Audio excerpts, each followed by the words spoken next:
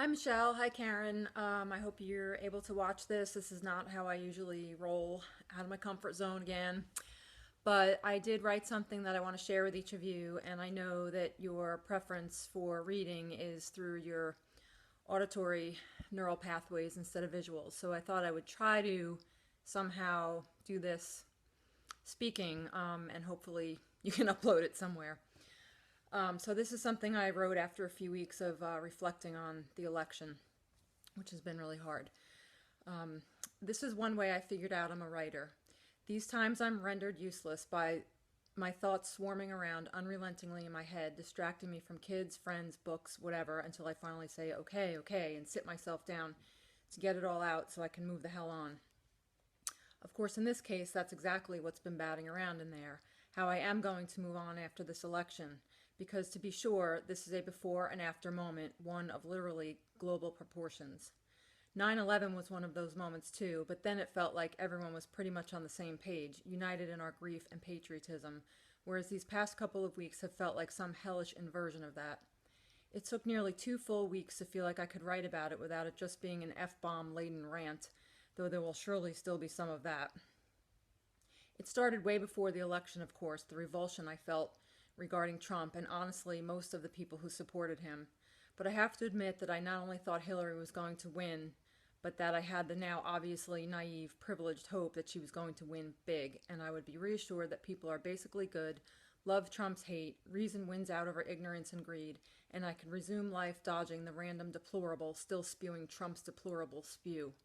Instead, they won, and it felt nothing short of them whipping out their nasty, shriveled, pathetic dicks and pissing all over me and every woman and minority.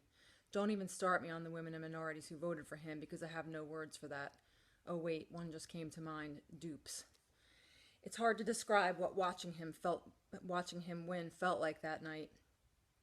I don't want to say it was like watching 9/11 unfold on TV because thousands of people were not dying in front of my eyes, but I can't deny how similar the process was. First, the nervous denial, then the growing anxiety of what might really be happening, then the panicked disbelief of what you're actually seeing, then the sickening realization that no amount of disbelief is going to make it any less real, then the grabbing onto hands around you, scrambling together for hope against hope for any sign that things aren't as bad as they seem, then the stomach dropping, anal sphincter releasing fear the moment you know they are, and that there's no going back to fix it. And then there's the grief. In this case, there was the immediate, solid grief for the loss of a highly qualified woman presidency that meant so much to me and to so many others. But there was also the less tangible, but even more painful grief of losing the kind of country and world I thought I lived in and want to raise my kids in. I cried my heart out that night because Trump winning delivered one unfathomable message to me. Hate won.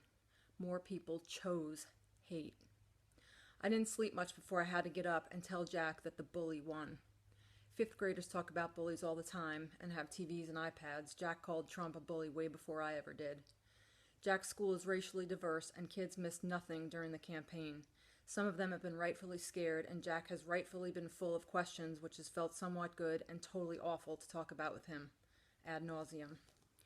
I reminded him about the system of checks and balances. I omitted the part about Republicans now controlling the House and Senate too, and that there are still a ton of people out there fighting for good, including us. I told him that when he went to school, he was not, at 10 years old, responsible for fighting every bully in the world, but he was still responsible for not being complicit in bullying among his peers and standing up for kindness and goodness when hate is thrown. I feel lucky that my fears for him and his classmates that day seemed to be largely unwarranted, that the fabulous teachers at his school have already built respect, kindness, and cooperation into the curriculum. And Jack later described the day as pretty much the usual. Connor and I acknowledged that our families voted for different people, then we talked about baseball. The rest of the day, I lay around the house and licked my wounds, thanks in part to Wayne's heroic offer to work for me so I wouldn't have to face a slew of Trump-touting patients, though part of me wanted to go and let them see my red, swollen eyes and say, "You did this, you goddamn idiots!" Learning Hillary won the popular vote and listening to her concession speech, ugh, it still hurts to call it that, helped ever so slightly, but basically it was a day to hurt and mourn. The next morning I posted on Facebook. When I woke up yesterday, my first thought was, I cannot even face this world today, and I texted my mom to see if she could bring my daughter to preschool. But my mom had a doctor's appointment, and my only goal for the day became To get in and out of Sadie's classroom without crying. Epic fail. Then I accepted my husband's heroic offer to work from in the afternoon, and my only goal became at least to be productive at home, even if it only meant things as mindless as laundry or paying a couple of bills. Epic fail. At that point, I knew it was time to practice what I preach and get through the day 1 hour at a time, being nice to myself and finding any small comfort I could. My thick, cozy gator sweatshirt, a rare nap with my girl, a lot of pasta. And here we are. Today my goals are to make donations to Resolve Planned Parenthood and She Writes Press and do the best I can the rest of the day. I shared it with my online fertility support groups for a few reasons. Self-care during grief, finding any small comfort 1 hour at a time, 1 day at a time, is something I say in those groups all the time. I wanted to walk my talk, including how when you fail, it's okay. You try again and again, moving ever forward.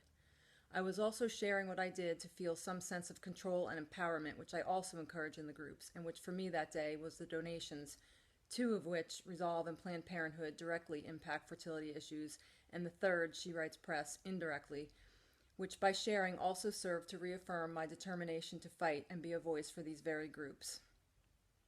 Some people liked and or commented similarly on the post, but I got some pushback as well, with a couple of people saying that a political post was inappropriate, then basically going on to make it political, which yes, annoyed me. But I am keenly aware that in those groups, I am a happy mother of 2 there to offer support, encouragement, and hope to a very vulnerable group of women still desperately trying to have their babies, and I'm pulling for them for that no matter what. I responded saying as much, and that it was not intended as a political post, though fertility and politics do share a fine line. But whatever my intentions, if my post was upsetting, I would delete it, which I did in one group, though the rest were ultimately fine with it.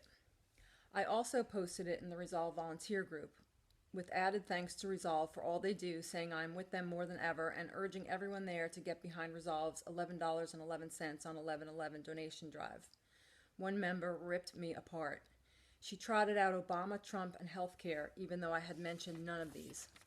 She let me know that I was letting one man who wasn't even in office yet control me, and that I should suck it up and do something positive with my life and be a better example for my daughter, that I was plugging Planned Parenthood and many people would now have infertility coverage, so I should know the facts and stop following the cattle of whiners who lost.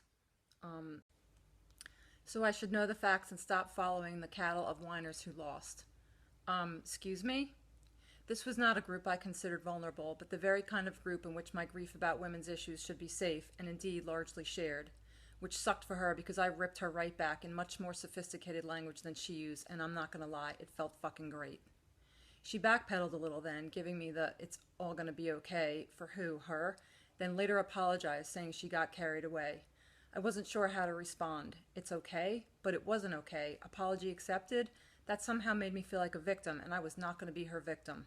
So I just said, it happens, and it happens more often during a week like this. We're on the same team here, peace. I meant it, mostly. To be perfectly honest, I felt disappointed that only one other member spoke up, saying that comment had been rude and not in the spirit of a support group. I get that people don't want to engage in Facebook drama. I felt horrified that that's what I seemed to be in the middle of, and that people felt weary of touching politics that morning. But I also think we need to acknowledge that the line between infertility and politics just got a lot more blurry. In fact, the line pretty much just got decimated. How can we talk about fertility without talking about women's and reproductive rights? And how can we talk about women's and reproductive rights without talking about, among other things, Roe versus Wade? And how can we talk about Roe versus Wade without acknowledging we now have a huge fight ahead of us to keep that safe and not get knocked back by decades? I cannot overstate the relief I felt reading Planned Parenthood's most recent emails espousing their unwavering promise that we are not going back. I'm not going back either. It took me a long time to feel brave enough to tell people that I'm a writer and strong enough to support and be a voice for other people struggling with infertility and pregnancy loss. It was hard for me to open myself up on a website and embrace social media, but those things are no longer optional for anyone who wants to write and or advocate. So here I've been for a little over a year now, and I have found that this is where I belong. I write, I read, I support, I am supported. I'm thanked. I'm so, so thankful. I feel passion and know I'm doing the most meaningful work of my life, even though it doesn't pay me a dime. I love and I feel loved, and it makes me want more and more love for the whole world, and I am not going back, and I am not accepting hate as a message instead. So how do I go forward? Because this campaign and election has enlightened me to a few important things that are going to offend or alienate some people. I thought I was just a relatively kind, open-minded person, but it turns out I'm a flaming liberal and proud of it. I thought I was just a woman who believed equal gender rights was an obvious and expected standard, but it turns out I'm a feminist and a very nasty woman. I thought I was just a mom whose kids know that it doesn't matter if people love men or women or have black or white or any other color skin or live in a big house or small or run in the Olympics or use a wheelchair to get from room to room. But it turns out I'm a mother who is hell-bent on making sure that it is in fact the kind of world they grow up in and contribute to. I thought I knew how to live among people who voted for Donald Trump for President of the United States, but it turns out I do not. The morning after the election, I ran as I do every morning. But that morning, I couldn't make eye contact with a single person on the sidewalk. I wanted to kick and spit on the Trump-Pence lawn signs and smash a mailbox with the Make America Great Again sticker on it. And when I ran past Jack's 12-year-old friends at their bus stop wearing Trump shirts and smug faces, I wanted to punch them in the throat. Let me tell you, there are not many more sickening feelings than wanting to punch a kid in the throat. Kids you've always liked, who have eaten at your house and ride skateboards with your son. Of course, I didn't do any of those things I wanted to. I don't want to be like them. And I had Michelle Obama on my shoulder reminding me to go high. But goddamn, I am struggling. I can't reconcile how to go about my life not putting every person in a category based on how they voted. I'm suddenly all snap judgments. I look at people, what they look like, what they're wearing, what they're buying in a store, and I decide who they voted for, which of course I can't really know. I search every car for a bumper sticker. I wait for people to talk before I engage so I can see which side they're on, and then I feel either relief and love or fury and revulsion. I know I can't do this. Besides the obvious that it's pretty much the same ignorant thinking I'm railing against, it's not practical. How am I supposed to talk to anyone at the library or baseball fields with my kids, or get through the checkout at Publix, or go to an appointment with a new dentist? How am I supposed to work? How am I supposed to continue to support the women in my fertility and writing groups? And what the hell am I supposed to do about my family members and friends who voted for Trump because sickeningly some of them did, including a beloved aunt who has shown up for me my whole life and a nephew I love like my own kid who is young and cocky and not nearly as informed as he thinks he is and just regurgitated his father's words in vote. One of my longtime cherished friends texted me the night before the election, "May the best man win." I responded that there are friends I am willing to lose over this and she is not one of them, so please don't say another word. She didn't, and we texted about our kids and exchanged Halloween pictures, and I'm glad about that. But she's long distance, and it doesn't have to come up much. On the other hand, a local friend has been unrelenting and dared to send me a meme of Trump grabbing Hillary's crotch the day after the election.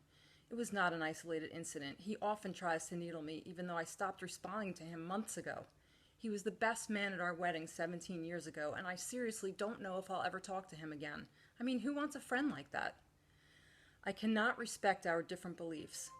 To me, respecting different beliefs means respecting if or how people worship, if they favor capitalism or increased government regulation, if they're vegetarians or eat meat, if they send their kids to private or public school or homeschool them, if they feel more comfortable birthing in a hospital or at home, if they root for the Yankees or the Mets. Where and when in the ever-loving hell did it get rewritten that we're supposed to respect the beliefs of racism, discrimination, homophobia, and misogyny? These things are emphatically, unequivocally not okay, and I am not okay with people who think they are. And I'm sorry, not sorry, but anyone who voted for Trump voted for that.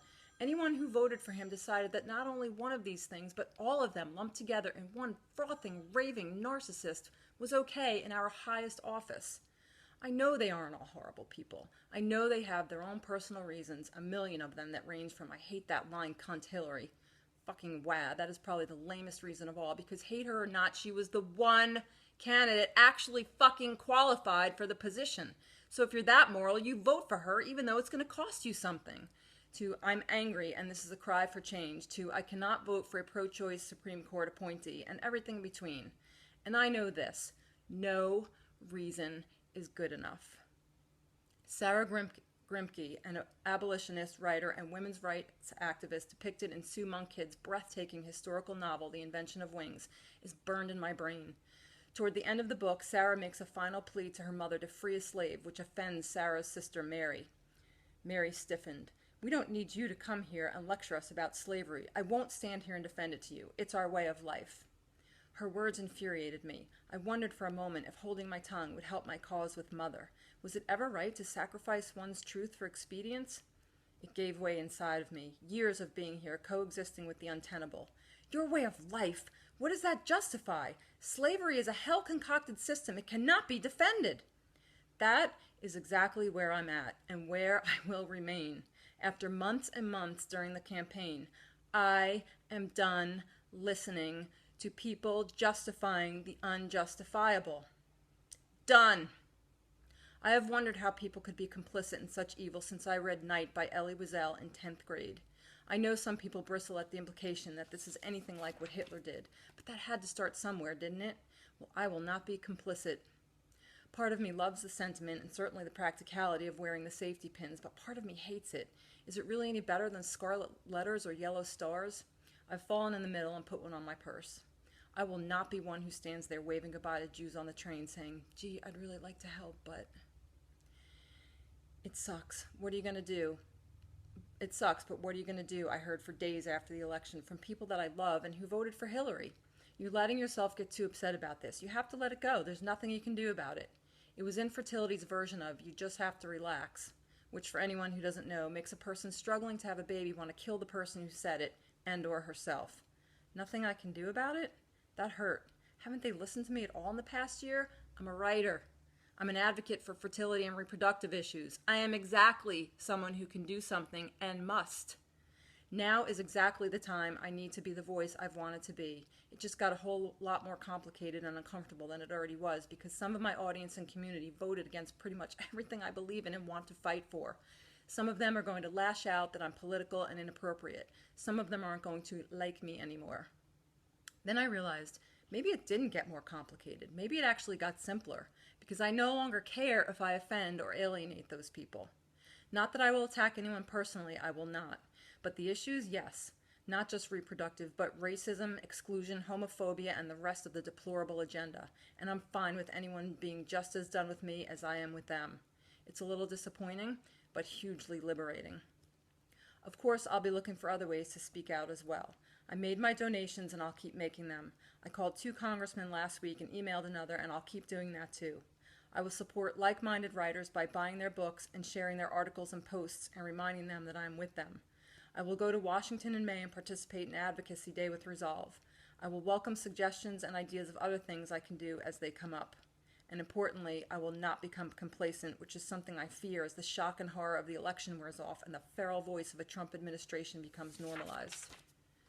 I'm still working out the practicalities of moving forward with my newly emboldened blueprint among Trump voters. Those that mean a lot to me, those that mean nothing, and those somewhere in the middle. Where and how do I draw my lines?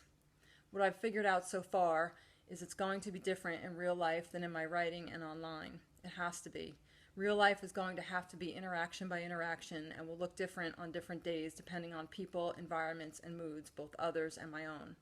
I still have to swallow a lot of bile at work, but Thanksgiving, for example, turned out to be an unexpectedly non-vomitous day. I can be more rigid in writing and online, where we all have the options of unfollow and delete and scroll on. It's been said that Trump and his supporters dumped kerosene on an already existing fire. Kerosene is man-made and poisonous. My guiding principle online will be to be in the steadfast chain of people passing buckets of water to extinguish that toxic inferno, while at the same time bringing timber, natural and life-supporting, to an ever brighter flame. Everyone is free to choose their own fire, but if they're bringing kerosene, they'll have to go elsewhere. Only water and wood will be in my pages. What I know, no matter what, is that I'm moving forward with Sarah Grimke on one shoulder saying, "Speak up," and Michelle Obama on the other reminding me to go high as I do so, and certainly both of these women could be on either shoulder. I will fail on some days. I'll wish I had said more or less, or spoken louder, or maybe, probably, that I hadn't cursed as much. But I will recharge every morning on my run and try to do better each day, and I will not go quietly into the night of hate. I still believe love wins.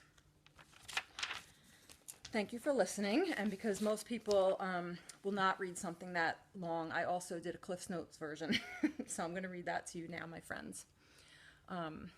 This is the Cliff Notes version.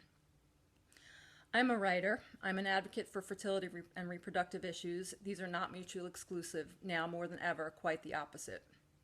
I've never considered myself very political, but the line between reproductive rights and politics, already blurred, has now largely been erased. Same for human rights. This has taught me a few things about myself. I'm a flaming liberal and proud of it. I'm a feminist and a very nasty woman. I am a mother who is hell-bent on making sure that my kids grow up and contribute to a world in which it doesn't matter if people love men or women or have white or black or any other color skin or live in a big house or small or run in the Olympics or use a wheelchair to get from room to room. My desire to be a voice for women is also a social responsibility, and women's rights are human rights, and human rights are women's rights. Can we respect different beliefs here? That depends. To me, respecting different beliefs means respecting if or how people worship, if they favor capitalism or increased government regulation, if they're vegetarians or eat meat, if they send their kids to private or public school or homeschool them, if they root for the Yankees or Mets. It means respecting if people want to have children or not, respecting if they do so naturally through assisted reproductive technology, adoption, or any other means or combination, if they feel more comfortable birthing in a hospital or at home, if they breastfeed or use formula. Beliefs of misogyny, racism, discrimination, and homophobia will not be respected here because they're not respectable, nor debated because they're not debatable. Seems kind of obvious, right? I thought so too, but apparently not, and anyone who comes to this fire with that kerosene will be as happy to be done with me as I am with them. My fire is for love. All kinds of it. Shitloads of it. I hope you're with me. Thanks for listening, guys. I love you. Like my new shirt? Bye.